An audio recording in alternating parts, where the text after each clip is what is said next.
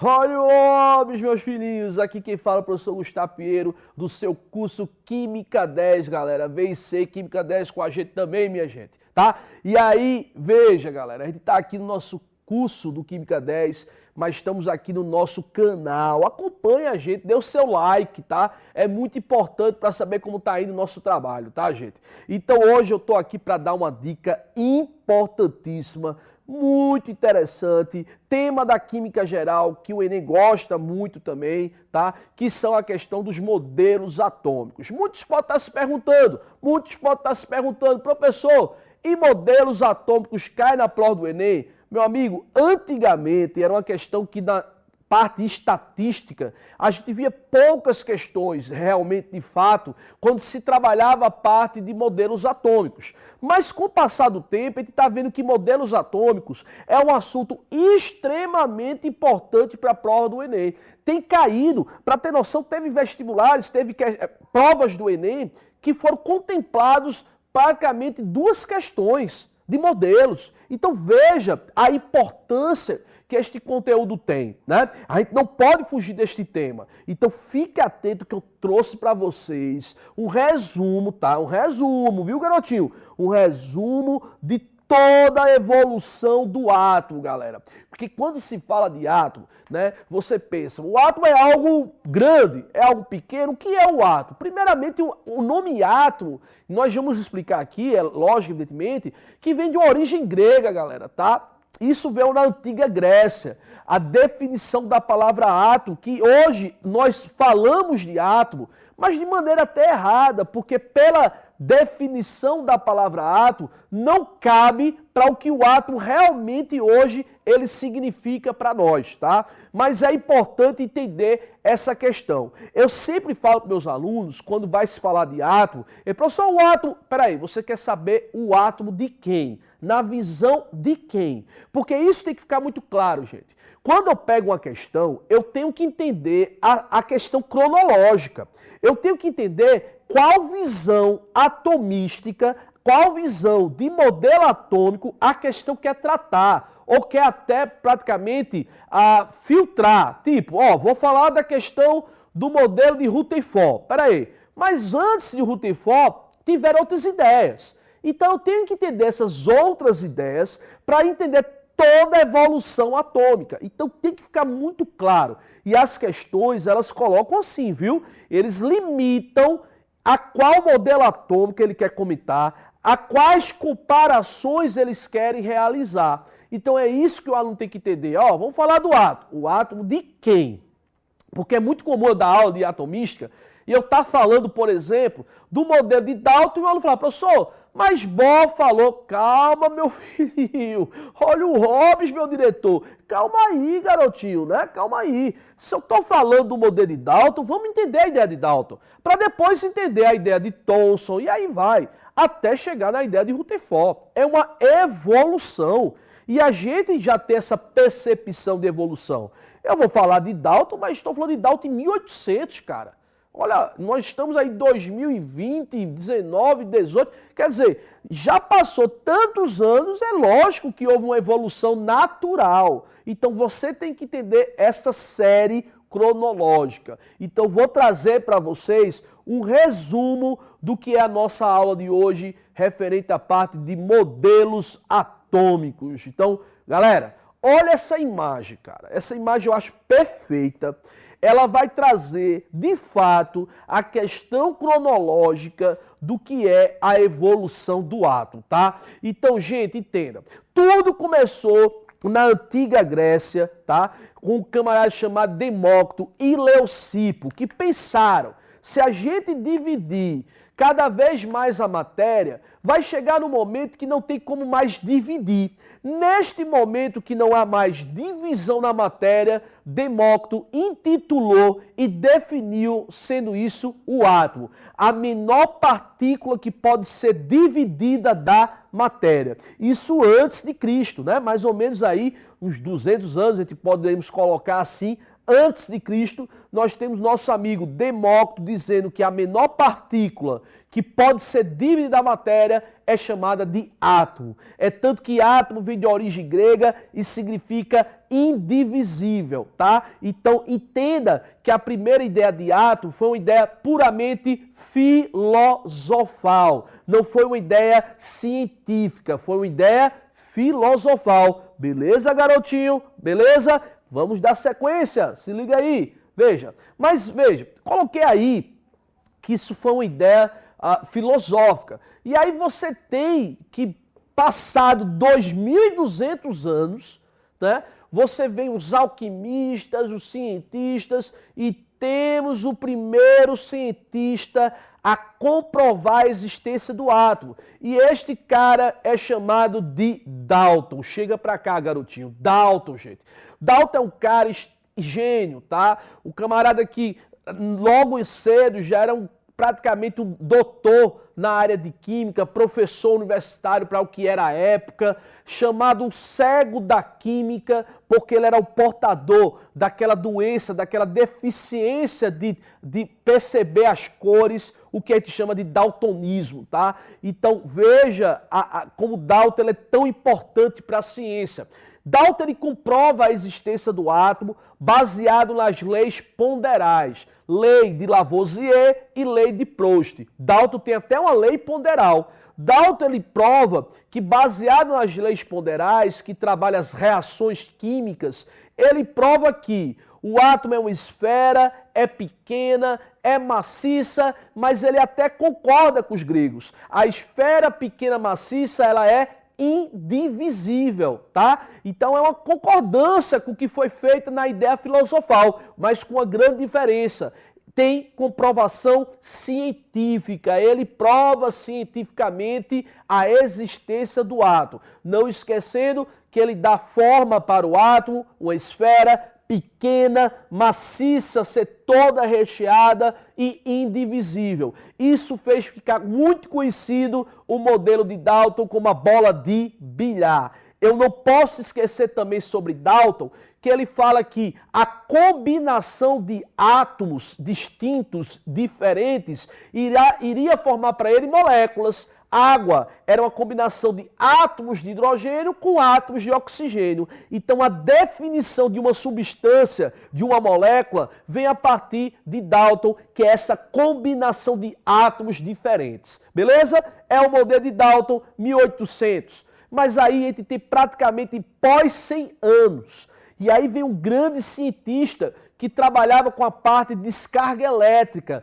os famosos raios catódicos, ampolas, eram muito importantes naquela época. E esse cientista é J.J. Thomson. Joga aí na telinha, meu filhinho. Então, pós 89 anos, temos o modelo de Thomson, conhecido como o pudim com passas. O que é que Thomson baseou o seu modelo atômico? Se liga aí, galera, vem pra cá. Como foi a base do modelo de Thomson? Baseado na descarga elétrica, nos raios catódicos, Thomson prova que o átomo não tem só uma região, não tem só uma parte. Ele não é indivisível como Dalton colocava. Ele prova que o átomo tem uma divisão em carga positiva e carga negativa. Mas esta carga negativa, ele atribuiu uma nomenclatura, e esta nomenclatura foi chamada de elétrons. Então, baseado no modelo de Thomson, a indivisibilidade de Dalton, olha o Hobbes, olha o nomezinho,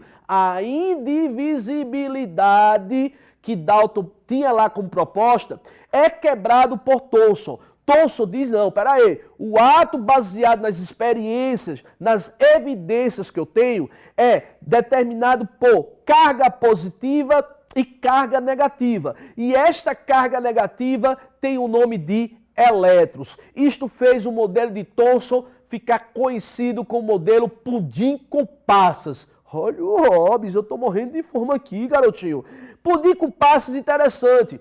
É diferente do nosso pudim, tá, gente? O pudim com passas em inglês, que era justamente Thomson, era o inglês, era tipo você pensar um panetone, onde o panetone ele tem aquela massa e tem as passas ali incrementadas, tá? Um modelo que faz referência a ele, tá? O pudim com passas é o panetone que nós temos aqui no Brasil, tá?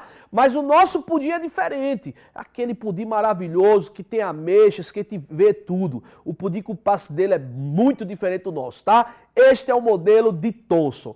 Aí é lógico que vai a coisa evoluindo e chega o seu aluno extremamente brilhante numa área que estava em alta na época desse grande cientista Ernest Rutherford. Rutherford estava passando por um momento muito importante na área da ciência, que foi a descoberta da radiação, da química nuclear, da radioatividade, tá? Rutherford fez experimentos onde ele conseguiu ver que determinados elementos que emitiam raios, tá? Estava na natureza que ele descobriu os raios alfa e beta, tá? Alfa que tinha uma carga positiva e beta que tinha uma carga negativa. E este experimento de Rutherford permitiu a formular uma nova ideia de átomo e é isso que eu quero apresentar para vocês. Joga aí na telinha, meu diretor. Veja, após 14 anos, o seu grande aluno Ernest Rutherford mostra que o átomo não tem apenas uma região. O átomo é formado por duas regiões. Uma região central, chamada de núcleo, onde é carregada positivamente, e uma outra região muito vazia, onde estão os elétrons que giram em torno do núcleo. Então, observe muito bem. Chega para cá, meu diretor. Observe que Rutherford faz uma proposta diferente de Thomson. Thomson dizia que carga positiva e negativa estaria no mesmo local. Rutherford não. Baseado nos seus estudos, que foi com bombardeamentos em lâminas de ouro, ele prova que o átomo tem duas regiões. Uma região central, chamada de núcleo, carregado positivamente, e uma outra região que faz o movimento em torno do núcleo, chamada de eletrosfera, aonde estariam os elétrons. Isso foi importantíssimo nessa construção de um novo modelo atômico. Mas Rutherford enfrentou problemas nesse modelo. Sabia naquele momento que quando o elétron faz um movimento, ele perde energia. E ia chegar o momento que a energia do elétron ia acabar. Elétron negativo, núcleo positivo. O que é que acontece? Está aqui, o elétron ia chegar e ficar colado com o núcleo. Ou seja, voltou ao seu modelo de Thomson, né? Se eu permito que o elétron se aproxime da carga positiva, passa a ser a ideia que Thomson teria, tá? Então a ideia de Rutherford de um átomo ter duas regiões era bonita no papel, mas tinha problemas, pois Rutherford não conseguiu explicar essa ideia. Então entenda, o papel de Rutherford foi importante, mas como ele não teve essa explicação do elétron, voltou à ideia de Thomson, né? Mas aí chega um cara que vai solucionar este problema. Um grande cientista, aluno também desses camaradas, complicado na sua maneira de exibir o seu conhecimento. Ele era um meio que prepotente, falava demais, os caras não gostavam na época, vaidade era muito grande, e esse grande cientista chamado de Niels Bohr, joga aí garotinho na telinha, Niels Bohr. Niels Bohr vem pós 2 anos, ele vem com a química física, a parte quântica. Ele prova, Rutherford, o seu modelo pode ser verdade, mas desde que haja uma quantização da matéria. Ele mostra que o elétron é quantizado. O que é que significa isso, professor? O elétron quantizado é justamente a questão do elétron sempre estar movimentando em torno do núcleo. Então, galera, chega aqui, é costume falar que nós dizemos que Bohr, ele valida o modelo de Rutherford. Ele mostra que o modelo de Rutherford é verdadeiro. Quando ele entra com a questão quântica, a quantização do elétron. O elétron tem uma energia que sempre permite dele estar girando em torno do núcleo. Pós-Bohr vem Sommerfeld, tá? Com as órbitas elípticas, criação dos subníveis de energia. E aí você vai ter diversos cientistas nessa evolução, que a evolução do átomo é mais em cima das partículas, em cima de prótons, de nêutrons que vão surgir, elétrons. É em cima disso que a evolução do átomo vai surgir. O elétron tem característica de partícula e onda, luz de Broglie. O elétron é complicado de localizá-lo, ideia de orbital, de Schrödinger, tá? Vem a ideia aqui, determinar velocidade e posição do elétron, Heisenberg, princípio da incerteza. Então, pós esses caras, o modelo começa a ter outra percepção, mas mais que direcionada para cada item. Então, nós colocamos que, de fato, o átomo se divide mais em esses 4 cientistas inicial. Pós o Bohr, o átomo vai ter suas modificações, que é importante nós estudarmos, mas sempre questão, a referência são em cima dos 4 cientistas. Eu quero só finalizar com vocês uma questão que foi da nossa prova do Enem, tá? E eu vou jogar na telinha para a gente responder bem rapidinho. Veja, o fato corriqueiro ao se cozinhar arroz é o derramamento da parte da água de cozimento sobre a chama azul do fogo, mudando-a para a chama amarela. Essa mudança de cor pode suscitar interpretações diversas, relacionadas às substâncias presentes na água do cozimento. Além do sal de cozinha, NaCl, nela se encontra carboidratos, proteínas e sais minerais. Cientificamente, sabe-se que a mudança de cor da chama ocorre pela...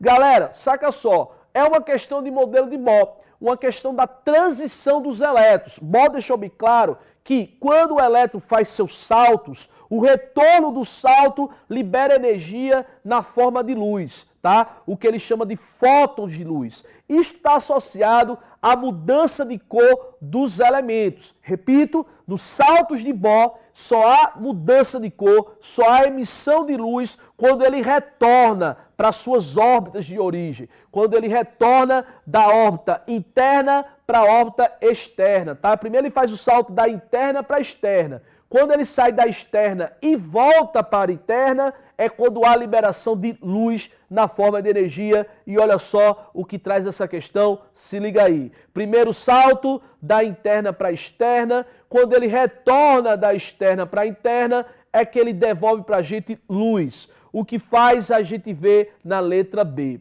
A emissão de fótons pelo sódio, excitados por causa da chama. A excitação, imagine que é o empurrão, tá? Eu tenho que excitar esse elétron para ele retornar. E quem excita este elétron na forma de calor, tá? É justamente o fóton, né? A chama, perdão. A chama que faz o elétron voltar e liberar energia na forma de luz. Gente, essa é a aula de hoje. Espero que vocês tenham gostado. Evolução atômica muito forte na prova do Enem. Beleza? Até mais, meus filhinhos!